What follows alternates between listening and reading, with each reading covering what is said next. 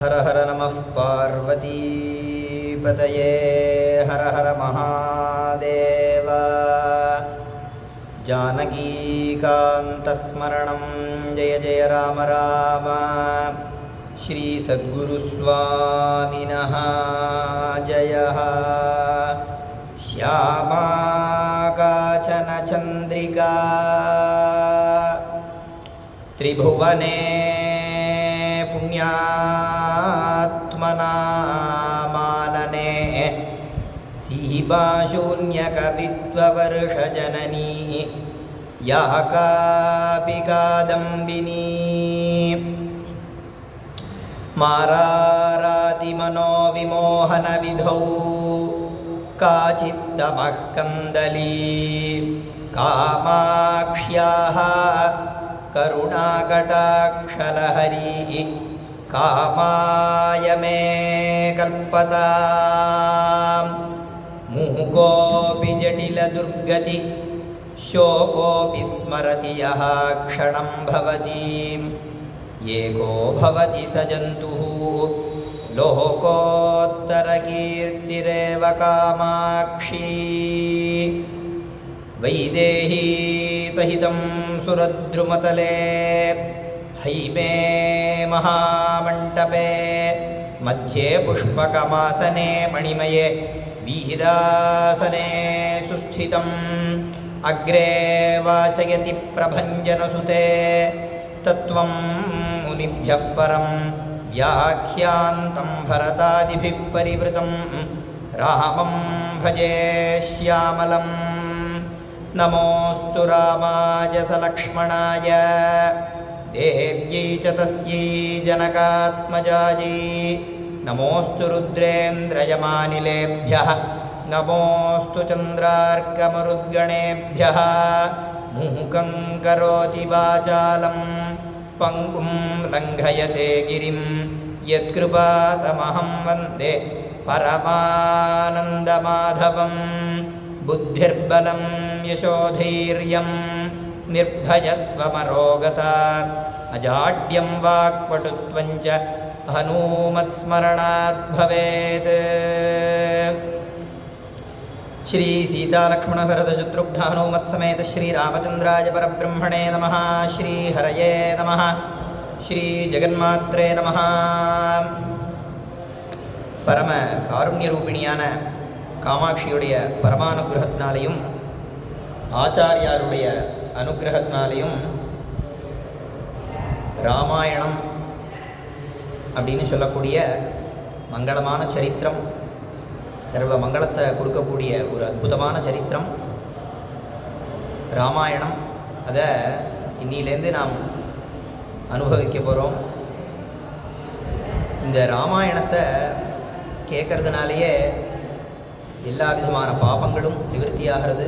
ராமாயணத்தோட பலஸ்ருதி ரொம்ப உயர்வாக சொல்லியிருக்கு. அது மட்டும் இல்லாமல் இந்த ராமருக்கும் காமாட்சிக்கும் ஒரு பெரிய சம்பந்தம், தொடர்பு. எப்படி அப்படின்னா, அதாவது லலிதோபாக்கியானத்தில் சொல்கிற தசரத மகாராஜா அவர் பல யாகங்களை பண்ணுறார், பல தர்ம காரியங்கள் புண்ணிய காரியங்கள் எல்லாத்தையும் பண்ணுறார். எல்லா விதமான செல்வ செழிப்பு இருக்குது, பெருமைகள் எல்லாமே இருக்குது. ஆனால் அவருக்கு குழந்தை பாக்கியங்கிறதே ஏற்படலை. வேதம் சொல்கிறது, ஓம் ஆத்மாவை புத்திர நாமாசி சஜீவ சரதசதம். தன்னுடைய ஆத்மா தான். இன்னொரு இடத்துல சொல்லித்து, இந்த ஆத்மா தான். இந்த புத்திரனானவன் யார் அப்படின்னு கேட்டால், இந்த அப்பாவையை தான் பிள்ளையாக பிறக்கிறான் அப்படின்னு சொல்கிறது வேதம். அப்படி புன்னரகாது திராயதே இது புத்திரா. புது அப்படின்னு ஒரு நரக்கம், அந்த நரக்கத்திலேருந்து காப்பாற்றக்கூடியவன் அவனுக்கு தான் புத்திரன்னு பெயர். புத்திரன் அப்படின்னா இந்த நரக்கத்திலேருந்து காப்பாற்றக்கூடியவன். எப்படி காப்பாற்றுறான் அப்படின்னா, வேதம் சொல்கிறது, திரிபிர் ஓம் திரிபிர்ணவாஜாயதே பிரம்மச்சர்யேண ரிஷிभ्यः யஜ்ஞேன தேவேभ्यः பிரஜயா பித்ருभ्यः இப்படின்னு சொல்கிறது வேதம். இவன் இந்த பிராமணன் பிறக்கும் போதே கடனாளியாக பிறக்கிறான். திரிபிரு ரிணவா ஜாயதே, 3 கடன்கள். என்ன கடன் அப்படின்னா பிரம்மச்சர்யேண ரிஷிபியா, ரிஷிக்கடன், யஜ்ஞேன தேவக்கடன், பிரஜையா விரும்பிய, இப்படி பிதிர்கடன், இப்படி 3 கடன். இந்த பிறக்கும் போதே இந்த கடனோட பிறக்கிறான். இந்த கடன்லேருந்து எப்படி விடுபடுறது அப்படின்னு கேட்டால் பிரம்மச்சர்யேண ரிஷிபியா, இந்த ரிஷி கடனை தீர்க்கறதுக்கு என்ன பண்ணணும் அப்படின்னா பிரம்மச்சரியத்தோடு இருந்துட்டு வேதாத்தியனம் பண்ணி இந்த ரிஷி கடனை தீர்க்கணும். யஜ்ஞேன தேவேபியா, யஜ்ஞங்களெல்லாம் அனுஷ்டானம் பண்ணி தேவக்கடனை தீர்க்கணும். பிரஜையா பிதிருபியா, இந்த பிதிர்கடன் எப்போ தீரும் அப்படின்னு கேட்டால் குழந்தை பிறந்தாதான். எதுக்காக இதை சொல்ல வந்தேன் அப்படின்னா சந்ததி ஏற்படணும், இல்லைன்னா பெரிய தோஷங்கள்லாம் சொல்லியிருக்கு. அதாவது இந்த சந்ததி ஏற்படுறதுங்கிறது நம்ம கையில் இல்லை, இது தெய்வத்தோட அனுகிரகத்தினால தான் ஏற்படும். ஆனால் இவன் முயற்சி பண்ணணும் அப்படிங்கிறது சாஸ்திரம். ஒரு இடத்துல வேதமே ஒரு இடத்துல சொல்கிறது ஜாயா மே சியாது, பத்னியை அடையணும் அப்படின்னு பிரார்த்தனை பண்ணணும், வேதமே சொல்கிறது. அதுக்கப்புறம் நிறைய சந்ததிகளை அடையணும் அப்படின்னு வேதம் சொல்கிறது, வேதத்தில் உள்ள பிரார்த்தனை இது. அப்படி இந்த புத்திரனை அடையணும் அப்படிங்கிறது இது முக்கியமான ஒரு பிரார்த்தனையாகவே சொல்கிறது வேதம். அதனால் என்ன ஆச்சு அப்படின்னா இந்த தசரத மகாராஜாவானவன் பலவிதமான தர்மங்களெல்லாம் பண்ணி புத்திரனை அடையணும் அப்படின்னு எவ்வளோ முயற்சி பண்ணுறான். அப்படி இவனுக்கு அந்த சந்ததியானது குழந்தை பாகமானது ஏற்படலை. அப்போது என்ன பண்ணா அப்படின்னா காஞ்சி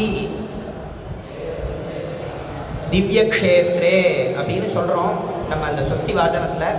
அப்பேற்பட்ட இந்த திவ்ய க்ஷேத்திரமான காஞ்சிபுரம், இந்த காஞ்சிபுர க்ஷேத்திரத்துக்கு காமாட்சி ஜெகன்மாதா பரதேவதை, இந்த காமாட்சியை பக்தி பண்ணி உபாசனை பண்ணி பிரார்த்தனை பண்ணி காமாட்சியுடைய அனுகிரகத்தினால தான் இவனுக்கு புத்திர சந்ததி ஏற்பட்டது. ராமர் பிறந்ததுக்கு காரணமே காமாட்சியுடைய அனுகிரகம்தான். காமாட்சியுடைய அனுகிரகத்தினால தான் ராமர் பிறக்கிறார். அப்பேற்பட்ட ஒரு பெருமை இந்த தசரத மகாராஜா காஞ்சிபுரத்தில் பக்தி பண்ணி காமாட்சியுடைய அனுகிரகத்தினால ராமர் பிறந்தார். அம்பாளுக்கும் ராஜராஜேஸ்வரி அப்படின்னு பெயர், இந்த ராமனுக்கும் ராஜாராமன் அப்படின்னு பெயர். அப்படி இந்த மாதிரி பல ஒத்துமைகள் அம்பாளுக்கும் ராமருக்கும். ராஜீவ லோச்சனஹா ராஜீவாக்ஷா அப்படின்லாம் பெயர் உண்டு. அதே மாதிரி அம்பாளுக்கும் இந்த பெயர் உண்டு. அப்படி இந்த அம்பாளுடைய அனுகிரகத்தினாலேயே ராமரானவர் பிறக்கிறார். இந்த ராமரை அடைஞ்சான். எதுக்காக சொல்ல வந்தேன் அப்படின்னா இந்த காமாட்சிக்கும் ராமருக்கும் அவ்வளோ ஒரு சம்பந்தம் இருக்குது, ஒரு சாமியம் இருக்குது. அப்படி இந்த காமாட்சியை பக்தி பண்ணி ராமரானவர் பிறக்கிறார். இந்த ராமாயணம் அப்படின்னு சொல்கிறோம். ராமாயணம் அப்படின்னா என்ன அப்படின்னா ராமஸ்ய அயனம், ராமர் வாழ்ந்த வழி, ராமருடைய வழி தான் ராமாயணம் அப்படின்னு பெயர். இந்த ராமாயணத்தில் ராமர் தர்மத்தை உபதேசம் பண்ணலை. வேதம் சொல்கிறது ஓம் தர்மஞ்சர அப்படின்னு சொல்கிறது, தர்மத்தை அனுஷ்டிக்கணும் அப்படின்னு சொல்கிறது. அப்படி ராமரானவர் தர்மத்தை அனுஷ்டித்து அதை நடத்தி காமிச்சார். அதனால தான் இதுக்கு ராமாயணம்னு பெயர். இப்போ கிருஷ்ணாவதாரத்தில் உபதேசம் பண்ணினார். பகவத்கீதையை கிருஷ்ண பரமாத்மா உபதேசம் பண்ணினார். ஆனால் இந்த ராமாயணத்தில் என்ன அப்படின்னா ஒரு பெருமை அப்படின்னா ராமர் உபதேசம் பண்ணாமல் எல்லாத்தையுமே தான் நடந்து இந்த ஒரு தர்மங்களையும் இப்படி தான் தர்மம் பண்ணணும் அப்படின்னு சொன்னதுனால தான் ராமோ விக்கிரகவான் தர்மஹா அப்படின்னு.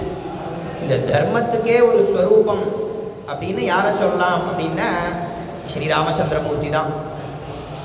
அவர் தர்மஸ்வரூபம் அப்படின்னு சொல்கிறது. இது பக்தர்கள் மாத்திரம் சொன்னதில்லை. ராமருக்கு யார் சத்ருவோ அவர்கள் எல்லாமே சொல்கிறான். மாரீச்சன் ஒரு இடத்துல சொல்கிறான். இப்படி ராமரோட சத்ருவாக இருந்தாலுமே அவர்கள்லாம் கூட ராமோ விக்கிரகவான் தர்மஹா, தர்மத்தோட ஸ்வரூபம் அப்படின்னு ராமரை கொண்டாடுறா. ஏன்னா அப்பேற்பட்ட ஒரு புண்ணியாத்மா, அப்படி தர்மத்தை நடந்து காமிச்சவர் அப்பேற்பட்ட இந்த ராமாயணம். அதை நாம் விஸ்தாரமாக அனுபவிக்க போகிறோம். இந்த ராமாயணத்துக்கே ஒரு பெருமை. ஏகைகம் அக்ஷரம் புரோக்தம் மகாபாதக நாசனம் அப்படின்னார். ஒரு அக்ஷரத்தை ராமாயணத்தில் சொல்லிட்டாலுமே போகிறோம். தபஸ்வாத்ய தபஹதத்த அப்படின்னு சொல்லிட்டாலே போகிறோம். ஏகைகம் அக்ஷரம் புரோக்தம் மகாபாதக நாசனம் அப்படின்னார். ஒரு அக்ஷரத்தை சொன்னாலே எல்லா மகாபாபம், பெரிய பெரிய சுரணஸ்தேய சுராபான குருதாரகம்னா இப்படி பஞ்ச மகாபாதகங்கள்லாம் இருக்குது. இந்த எல்லா பாபங்களும் நிவர்த்தி ஆகிறதுக்கு ஒரு சுலபமான வழி இந்த ராமாயணத்துக்கு அவ்வளோ அப்பேற்பட்ட பெருமை. மேற்கொண்டு சொன்னார், ஸ்ருண்வன் ராமாயணம் பக்தியா எஃபாதம் பதமே பவான்னார். ஸ்ருண்வன்னு போட்டார், வதன்னு போடல. இந்த ராமாயணத்தை கேட்குறவாளுக்கு தான் பலஸ்ருதி இங்கே சொன்னார், சொல்கிறவாளுக்கு என்னன்னு சொல்லலை. இப்போ எதுக்கு அப்படின்னா, இந்த கேட்குறதுங்கிறது அவ்வளோ உயர்வு. ஸ்ருண்வன்னு ராமாயணம் பக்தியா, ராமாயணத்தை பக்தியாக யார் கேட்குறானோ எஃப் பாதம் பதமேவா. பாதம்னு சொன்னால் கால் பகுதி, அந்த ஸ்லோகத்தில் கால் பகுதி. பதம், பதம்னா ஒரு பதம். அந்த ஒரு பதத்தை கேட்டாலும் எஃப் பாதம் பதமேவா. அந்த ஒரு பதத்தை கேட்டால் அவனுக்கு என்ன பலன் அப்படின்னா, சயாதி பிரம்மணஸ்தானம். பிரம்மா, சதுர்முக பிரம்மாவோட ஸ்தானத்தை இவன் அடையிறானா. பிரம்மணா பூஜ்யதே சதா அப்படின்னார். சதான்னா எப்பொழுதும் அந்த பிரம்மாவானவர் இவனை பூஜை பண்ணுறாராம். ராமாயணத்தை கேட்டதோட பலன் இது. கேட்குறவனுக்கு இப்போ ஏற்பட்ட பலனும் சொல்லப்பட்டிருக்கு. அதிலையும் அந்த ராமாயணத்துலேயும் விசேஷமாக சுந்தரகாண்டம் அப்படிங்கிறது பரம மங்களமான சரித்திரம். எல்லா சௌபாகியங்களையும் கொடுக்கக்கூடியது. இந்த சுந்தரகாண்டத்துக்கே ஒரு தனிமகை, அதாவது ராமாயணத்துக்கே ஒரு மகிமை. அதுலேயும் விசேஷமாக இந்த சுந்தரகாண்டத்துக்கு ஒரு தனி மகிமை. இந்த ராமாயணத்தை முழுக்க பாராயணம் பண்ண முடியல, அதை முழுக்க கேட்க முடியலன்னா கூட இந்த சுந்தரகாண்டத்தை பாராயணம் பண்ணுறதுனாலையும் இதை சிரவணம் பண்ணுறதுனாலையும் ராமாயணத்தை முழுக்க பாராயணம் பண்ண பலன் கிடைக்கிறது. அதை தவிர இந்த சுந்தரகாண்டத்துக்கு காமியமாக நிறைய பலன்கள், பலவிதமான பலன்கள் சொல்லப்பட்டிருக்கு. சேங்காலிபுரம் பிரம்மஸ்ரீ அனந்தராம தீட்சிதர்வாள் அவளுடைய கிரந்தத்தில் சொல்கிறார், பூதவேதால பீடாச்சேது லங்கா விஜய சர்க்கம் அப்படிங்கிறார். இந்த சுந்தரகாண்டத்தில் மொத்தம் 68 சர்க்கம். அதுக்கு ஒரு சர்க்கத்தோட பாராயணத்துக்கும் ஒரு பலன்கள் காமியமாக சொல்லப்பட்டிருக்கு. அதுலேயும் இந்த பூத பிரேத பிசாச்சு, இந்த பேய் பிசாச்செல்லாம் பிடிக்கிறதுன்னு சொல்கிறால, இப்பேற்பட்ட ஒரு நிலையில் இருக்கிறவனுக்காக நம்ம சங்கல்பம் பண்ணிட்டு ஒரு சர்க்கத்தை பாராயணம் பண்ணணும். எந்த சர்க்கம் அப்படின்னா 3வது சர்க்கம் சுந்தரகாண்டத்தில். இந்த சர்க்கத்தை பாராயணம் பண்ணினா என்ன பலன் அப்படின்னார், இந்த பூத பிரேதங்கள்லாம் எது பிடிச்சிருந்தாலும் இவனை விட்டு ஓடி போயிடுமா. அப்பேற்பட்ட ஒரு பலன். இப்படி ஒரு சர்க்கத்துக்கு ஒரு பலன் சொன்னார். அதே மாதிரி உன்மாத தோஷ சாந்தியர்த்தம் ஹனுமது சிந்தனம் படேத் அப்படின்னு போட்டார். சில பேருக்கு இந்த சித்த பிரமன் சொல்லக்கூடிய பித்து பிடிக்கிறது, பித்து பிடிச்சி சில பேருக்கு அப்படி சில பேர் சிரமப்படுவா. அப்படி இருக்கிறவாளுக்காக கூட நம்ம சங்கல்பம் பண்ணிட்டு 13வது சர்க்கம், இந்த 13வது சர்க்கத்தை பாராயணம் பண்ணினோம்னா அந்த சித்த பிரமையில் இருக்கக்கூடிய அந்த பித்து பிடிச்ச அந்த மனிதனுக்கு அந்த பித்தானது விடுபட்டு அவன் பரம ஸ்ரேயஸ் அடைவான் அப்படின்னு ஒரு சர்க்கத்துக்கு ஒரு பலன். அதே மாதிரி தாரித்ய துவம்சகாமஸ்து லங்காயாம் து ஹனுமதா அப்படின்னார். ஒருத்தன் ரொம்ப ஏழ்மையில இருக்கான், பணமே இல்லை, சாப்பாட்டுக்கே வழி இல்லை, ரொம்ப கஷ்டப்படுறான், ரொம்ப ஒரு ஏழ்மையான நிலைமையில் இருக்கான், திசையில் இருக்கான். அப்படின்னா அவன் கூட என்ன அப்படின்னா இந்த 15வது சர்க்கம், இந்த 15வது சர்க்கத்தை இவன் பாராயணம் பண்ணிகிட்டே வந்தான்னு நித்தியம் எப்பேற்பட்ட ஒரு ஏழ்மையிலேருந்து அவன் விடுபட்டுடுவான். அப்படி அவ்வளோ உயர்வான பலன். இந்த மாதிரி ஒரு சர்க்கத்துக்கு ஒரு பலன் இப்படி காமியமாக இந்த இந்த சுந்தரகாண்டத்தை முழுக்க பாராயணம் பண்ணுறது அப்படிங்கிறது ஒரு கிரமம். அப்படி இல்லாமல் சில இந்த காமனையை உத்தேசித்து இந்தந்த சர்க்கங்களை மட்டும் பாராயணம் பண்ணினா இப்போ ஏற்பட்ட பலன்கள் இப்படின்லாம் சொல்லப்பட்டிருக்கு. அதே மாதிரி விசிலிஷ்ட பந்து சயோக காமனாச்சேத் தனுமதா அப்படின்னார். இந்த சொந்தத்துக்குள்ள ஒரு சண்டை சச்சரவு பிரிஞ்சு போயிருக்கா, கணவன் மனைவி, இல்லை அப்பா பையன், இல்லை அண்ணன் தம்பி, இப்படி ஒரு பந்துக்களுக்குள்ள ஒரு பிரிவு ஏற்பட்டிருக்கு அப்படின்னா அவன் இந்த 36வது சர்க்கம் இதை நித்தியம் பாராயணம் பண்ணிட்டு வந்தான்னா எப்பேற்பட்ட ஒரு சண்டை இருந்தாலும் எல்லாம் சரியாக போயிடும். எல்லாம் அனுகூலமாக ஒரே வீட்டில் எல்லாரும் சேர்ந்து ரொம்ப அந்யோன்யமாக ஆயிடுவான். இப்படி இந்த ஒரு சர்க்கத்துக்கும் ஒரு பலன் சொன்னார். இப்படி சுந்தரகாண்டம் முழுக்க இப்படி ஒரு சர்க்கத்துக்கும் ஒரு பலன் காமனையாக இதை பாராயணம் பண்ணுறது அப்படிங்கிறதும் உண்டு. இதை சப்தசர்க்க பாராயணம் அப்படின்னு சொல்லி 7 சர்க்கமாக பிரதிதினமும் பாராயணம் பண்ணுறது. இப்படி இதில் பலவிதமான ஒரு பிரகாரங்கள் இருக்குது இந்த சுந்தரகாண்டத்தில். இப்படி விதமாக இதை பாராயணமும் பண்ணலாம். பாராயணம் பண்ண முடியாதவர்கள் என்ன பண்ணலாம் அப்படின்னா இதை ஸ்ரத்தையோடு இதை சிரவணம் பண்ணினாலே அந்த பலன் நம்மளுக்கு கண்டிப்பாக கிடைக்கும் அப்படிங்கிறதுல எந்த சந்தேகமும் இல்லை. இது சிரவணம் பண்ணுறது எப்படி? சிரவணம்னா கேட்கறது. இதை கேட்கறது எப்படி கேட்கணும் அப்படின்னா இதில் சொல்லப்பட்ட அந்த ஸ்லோகங்கள், அந்த ஸ்லோகத்தையும் சேர்த்து சிரவணம் பண்ணணும். அது உள்ள அந்த கதையும் தெரிஞ்சுக்கணும். பொதுவாக கதை மட்டும் தெரிஞ்சுக்கிறது அப்படிங்கிறத காட்டிலும் இந்த ஸ்லோகத்தோடு சேர்ந்து நம்ம தெரிஞ்சுக்கணும். ஏன்னா வேத பிராச்சேதசாதாசீது சாட்சாத் ராமாயணாத்மனா அப்படின்னர். வேதமே ராமாயண வடிவில் தான். அதனால் இந்த வேதத்துக்கு என்ன பெருமையோ அவ்வளோ பெருமை இந்த ராமாயணத்துக்கும் உண்டு.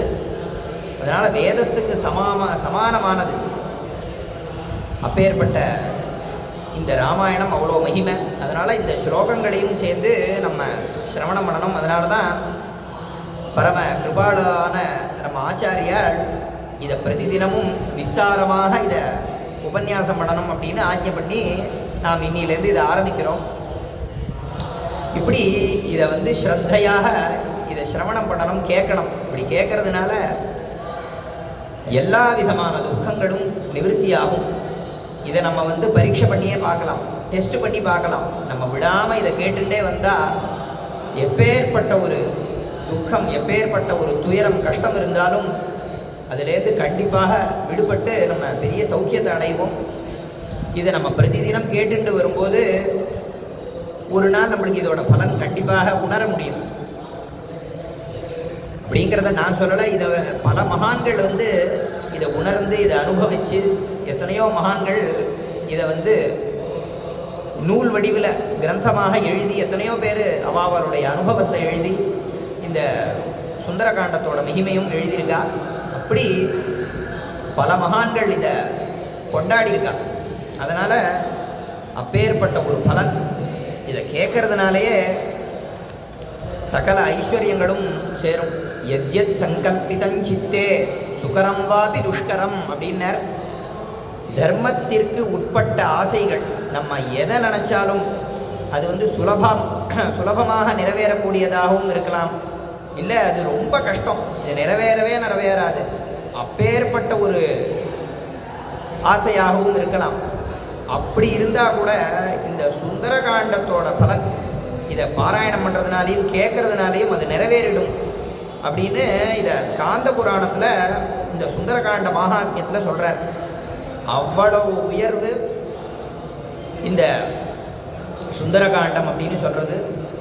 என்ன எத்தனையோ நம்ம துக்கம்னு சொன்னால் கஷ்டம், துயரம், இதை போக்கிக்கிறதுக்கு தான் நம்ம முயற்சி பண்ணுறோம். கோவிலுக்கு போகிறதோ, எத்தனையோ வேதங்கள்லேயும் சாஸ்திரங்கள்லேயும் பிராயஷ்சித்தங்கள், பரிகாரங்கள், ஹோமங்கள், சாந்தி ஜபங்கள், சாந்தி ஹோமங்கள், இப்படி எவ்வளவோ ஒரு பெரிய பெரிய ஒரு ஹோமங்கள், ஜபங்கள், இதெல்லாம் சொல்லியிருக்கு பிராயஷ்சித்தங்கள்லாம். அது எல்லாரும் பண்ணிட முடியாது. அதை அந்த மந்திரங்களே தெரிஞ்சால் கூட அதை பண்ணிட முடியாது. என்ன பெரிய பெரிய விஷயங்கள், அது பல நாட்கள் ஆகும். ஆனால் ஒரு சுலபமான வழி. இந்த சுந்தரகாண்டத்தை கேட்டோம்னா எப்பேற்பட்ட ஒரு கஷ்டம் இருந்தாலும் சுலபமாக அதை நீக்கின்றலாம். அதை அப்படி ஒரு உயர்வான ஒரு பலனை கொடுக்கக்கூடிய சுந்தரகாண்டம், சுலபமான வழி இது. இதை நம்மளுக்கு ஆச்சாரியால் அனுகிரகம் பண்ணியிருக்கா. இதை நாம் அனுபவித்து எல்லா ஸ்ரேயஸையும் அடையணும், இதை உபயோகப்படுத்திக்கணும். அதனால தான் நாம் இதை யூடியூப்லேயும் இதை இங்கே நேரடியாக வர முடியாதவா யூடியூப்பில் நிறைய பேர் பார்த்துட்டுருக்கா. அதுக்காக இதை யூடியூப்லேயும் நாம் போட்டுருக்கோம். அதுலேயும் பல பக்தர்கள் சிரவணம் பண்ணிட்டுருக்கா. அப்படி இதை எல்லாரும் உபயோகப்படுத்திக்கணும். இந்த சுந்தரகாண்டமானது எப்படி ஆரம்பிக்கிறது அப்படின்னு கேட்டால்,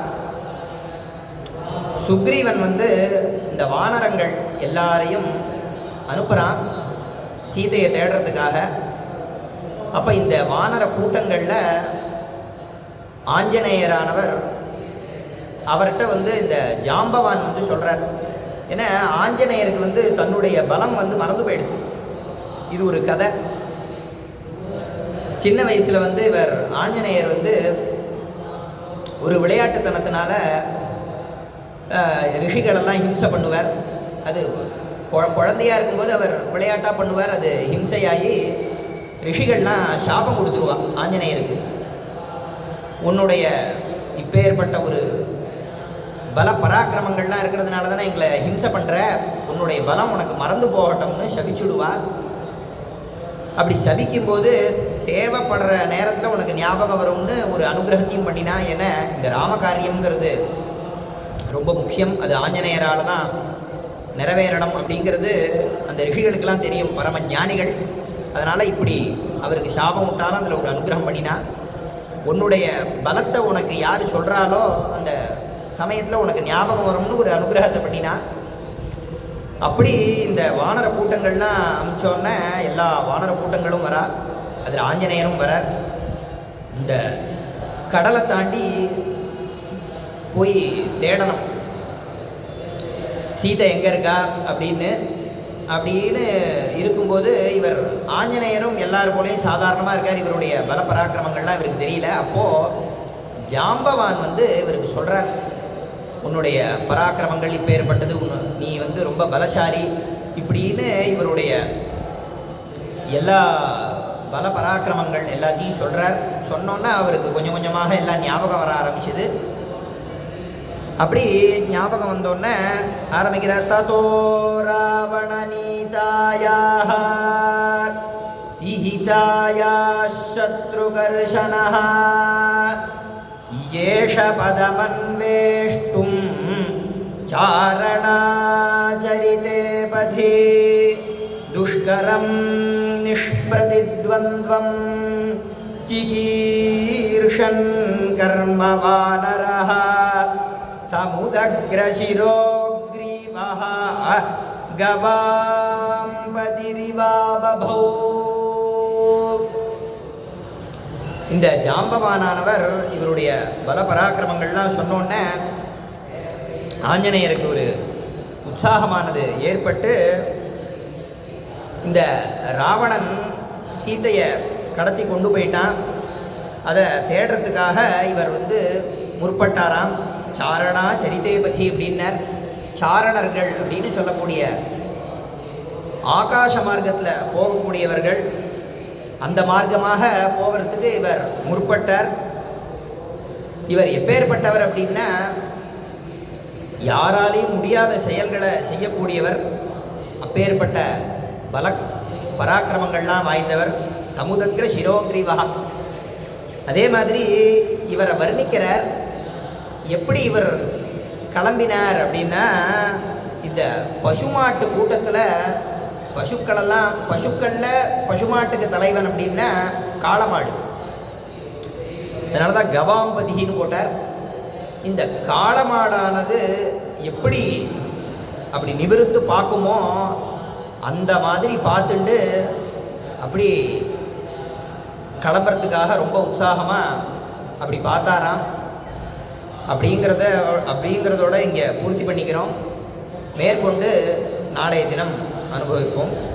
जानकीकान्तस्मरणं जय जय राम राम जय जय जगदम्ब शिवे जय जय कामाक्षि जय जयाद्रिसुते जय जय महेशदयिते जय जय जिग्गगनकौमुदीधारे श्रीजगदम्बार्पणमस्तु।